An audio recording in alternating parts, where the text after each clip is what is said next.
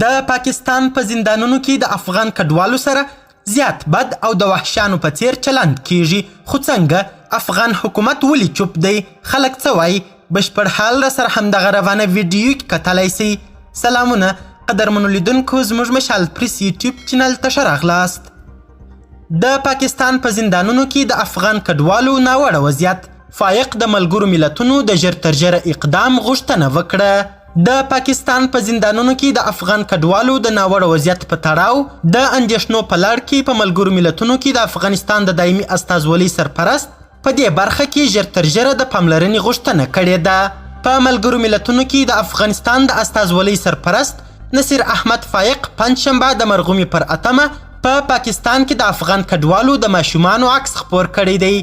فایق ویلي دي چې په پاکستان کې یو شمېر افغان کډوال په ځانګړې توګه ماشومان او ښځې د اسنادو د نشتوالي له امله د کراچۍ په یو زندان کې بندیان دي.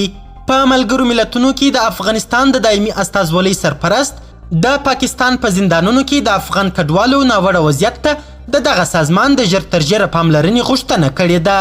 تر دې وړاندې هم د پاکستان په زندانونو کې د افغانانو د ناوړه وضعیت په تړاو ریپورټونه ورکړل سوي دي. په وروستي مورد کې یو افغان ناروغ چې اسناد یې نه لرل د پاکستان په یو زندان کې مړ سوی دی. قدرمنو لیدونکو، نړۍ مننه چې ویډیو مو تر اخري شیبو وکتل. د لا زیاتو او نور لحظه پر لحظه خبري مطالبو لپاره زموږ همدغه مشال پریس یوټیوب چینل سبسکرایب کړئ. تر بیا او بلې ویډیو ښه وخت ښې چارې. د الله په امان.